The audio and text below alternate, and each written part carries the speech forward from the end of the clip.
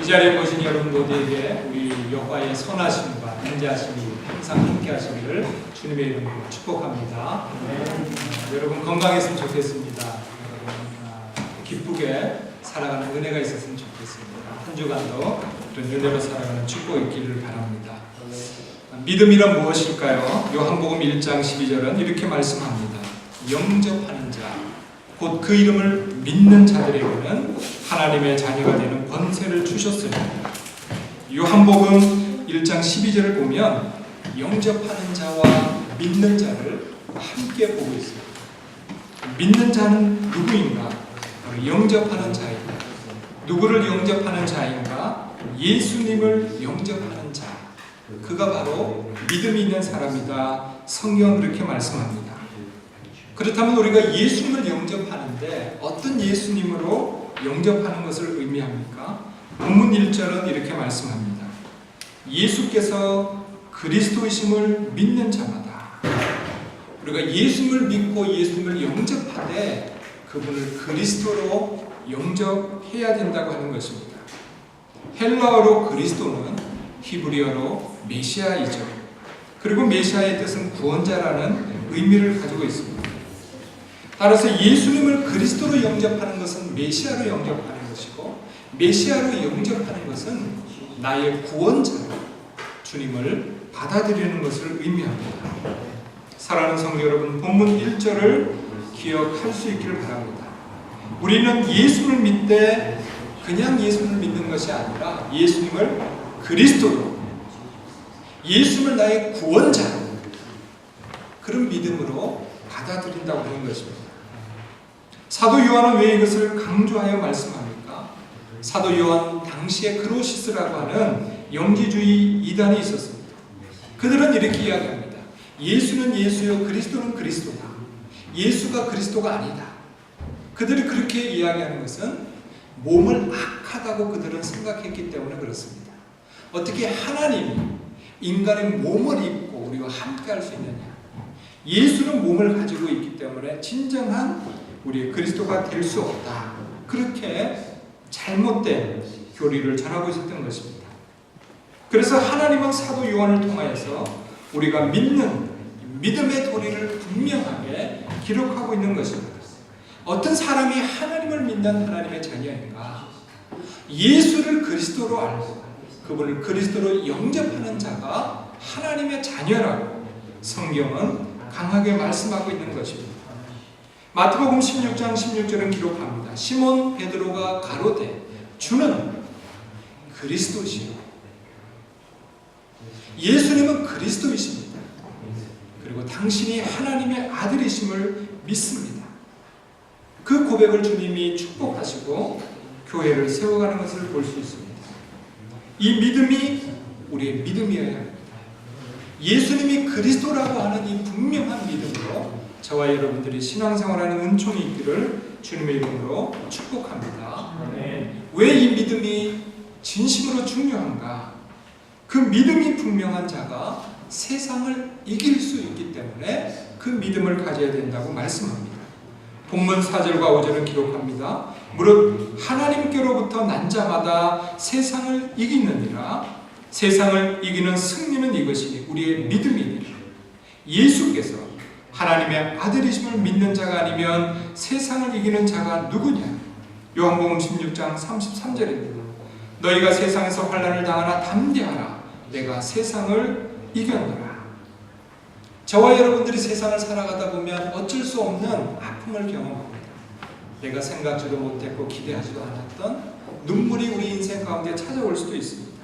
역경과 불안을 만날 수도 있습니다. 그러나 그것에 우리가 지지 않을 이유가 있는데 그것은 예수님께서 이미 승리하셨고 이겼기 때문이라고 성경은 말씀합니다. 그와 마찬가지로 하나님의 아들 그리스도를 믿는 너희에게도 승리가 보장되어 있다고 성경은 약속하고 있는 것입니다. 저와 여러분들이 살아가면서 왜 종종 불안합니까? 우리의 멀 일을 너무 멀리 보잖아요. 그렇죠? 우리의 멀 일을 너무 멀리 봅니다. 내일만 염려하는 것이 아니라 한 달을 염려하고 1년을 염려하고 염려가 생각을 몰고 또 생각을 몰아갈 때 우리가 불안하기 시작합니다. 인생의 끝이 잘 보이지 않고 모르기 때문에 그렇습니다. 그러나 우리는 우리의 인생의 끝을 누구보다도 분명하게 알고 있고 또 알아야 합니다. 우리 인생의 끝은 무엇입니까? 예수님처럼 부활하는 것입니다. 그리스도처럼 우리도 그리스도 안에서 승리자가 되는 것입니다. 예수님과 함께 승리하는 것이 저와 여러분 우리 인생의 믿는 자들의 끝이라고 하는 것입니다. 그러므로 저와 여러분들이 이 땅에서 아픔을 경험하지만 그럼에도 불구하고 우리는 두려움으로 사는 것이 아니라 약속되어진 우리의 승리를 향해서 우리의 부활을 향해서 하나님과 함께 있어요. 새하늘과 새 땅을 바라보며 오늘을 믿음 안에서 강하고 담대하게 살아야 하는 것입니다. 예수님을 그리스도로 믿고 있는 우리는 장차 예수님처럼 부활할 것이고 예수님처럼 승리할 것이라고 하는 이 분명한 인식의 전환, 생각의 전환을 가지고 믿음 생활을 하는 것이 아주 중요합니다. 우리가 뭐 예수를 영접하고 예수를 믿는다고 하지만 생각의 전환이 없고 인식의 전환이 없으면 세상이 우리에게 가르쳐준 그 교훈을 따라 살아가게 되는 것이죠. 이제 우리의 생각이 바뀌고 인식이 바뀌어 가야 되는데 바로 말씀의 생각, 하나님의 영광의 인식의 전환으로 저와 여러분들이 바뀌어가는 이 생각의 전환이 분명한 믿음의 사람들로 살아가는 은총을 누려야 하는 것입니다. 이런 인식의 전환이 분명하게 되어지면 동일한 시간 안에 살아가고 동일한 환경 속에 살아가지만 우리 눈과 태도는 매우 달라질 수 있다고 하는 것입니다. 미첼이라고 하는 분이 있는데요. 이분이 어느 날 새로 오토바이를 샀습니다. 참 좋은 날이죠. 근데 이 오토바이를 타고 가다가 트럭이랑 부딪히게 되어졌어요.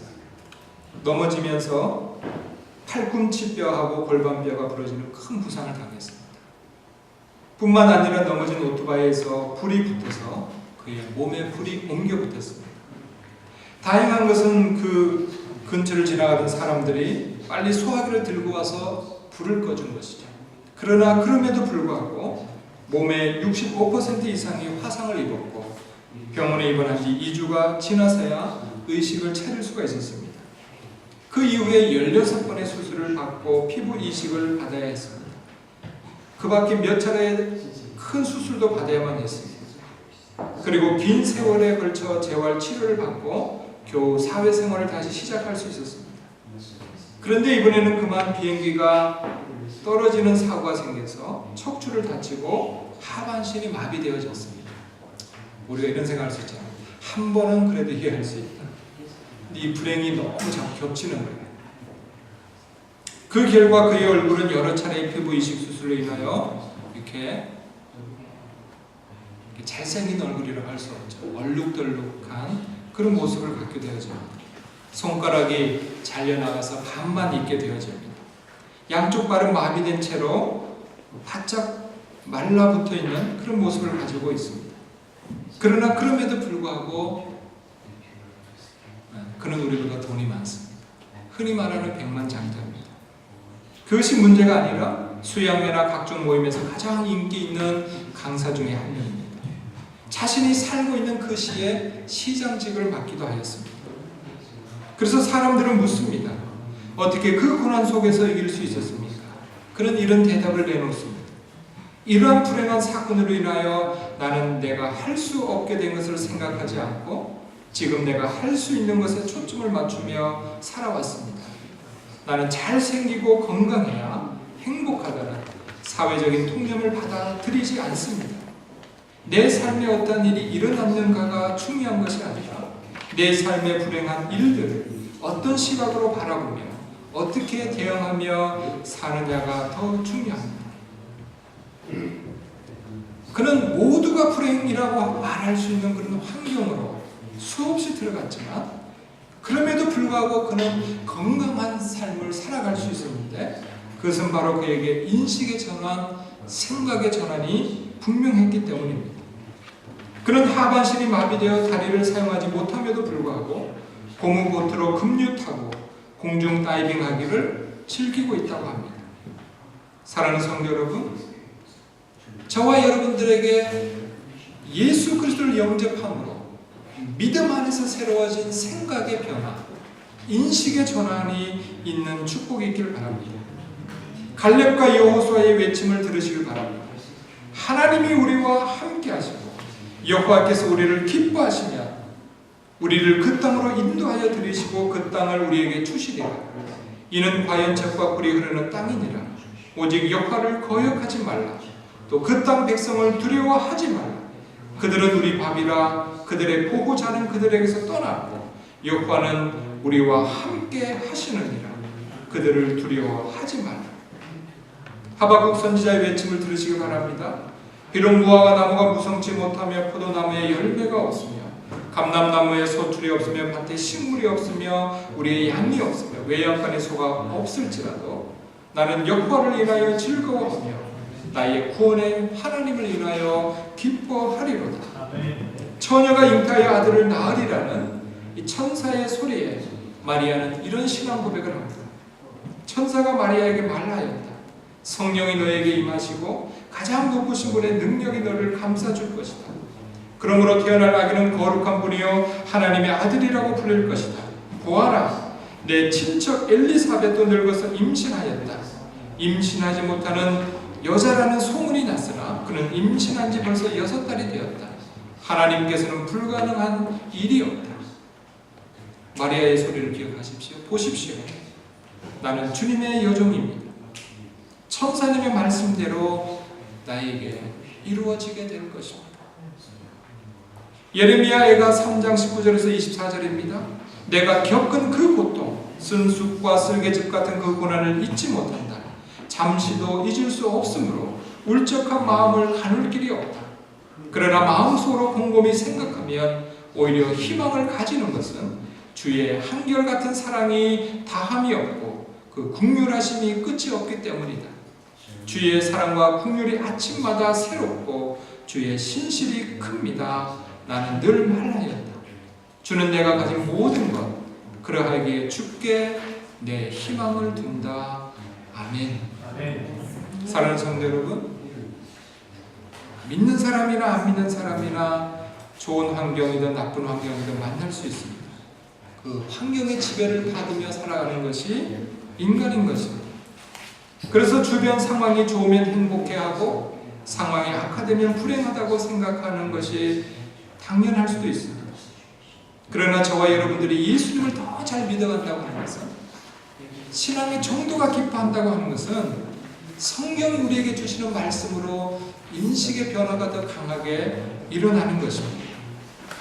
나의 생각으로 세상을 보고 인생을 살아가는 것이 아니라 하나님이 주신 생각으로 상황을 바라보고 믿음으로 살아가는 이 인식의 전환, 생각의 전환이 분명하게 일어난 자들로 저와 여러분들이 살아가는 것입니다. 사랑하는 성도 여러분, 인식의 전환이 일어나 믿음의 눈으로 바라보는 사람이 될 수 있기를 바랍니다. 현실 너머에 계시는 하나님을 바라볼 수 있기를 바랍니다. 예수님과 함께 이미 보장되어진 나의 부활과 나의 승리를 향하여서 오늘을 살아갈 수 있는 은총이 있기를 바랍니다. 사물과 환경을 하나님 관점에서 바라볼 수 있는 영적 지혜와 통찰력이 있기를, 그것을 위하여 기도하고 말씀을 함께 읽어가는 축복도 있기를 바랍니다. 나의 처지와 형편과 상황보다 모든 것을 합력하여 선을 이루실 그 주님을 의지하고 바라보는 믿음이 더 크기를 원합니다. 로마서 8장 28절을 말씀합니다. 우리가 알거니와 하나님을 사랑하는 자, 곧 그 뜻대로 부르심을 입은 자들에게는 모든 것이 합력하여 선을 이루느니라.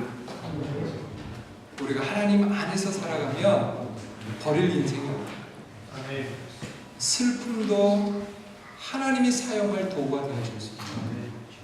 저와 여러분들이 하나님 안에서 우리의 인생을 살아가고, 그리고 하나님 은총으로 믿음으로 살아가고 승리하는 여러분 모두 계시기를 주님의 이름으로 축원합니다. 함께 기도합니다. 주는 그리스도시요 살아계신 하나님의 아들이심을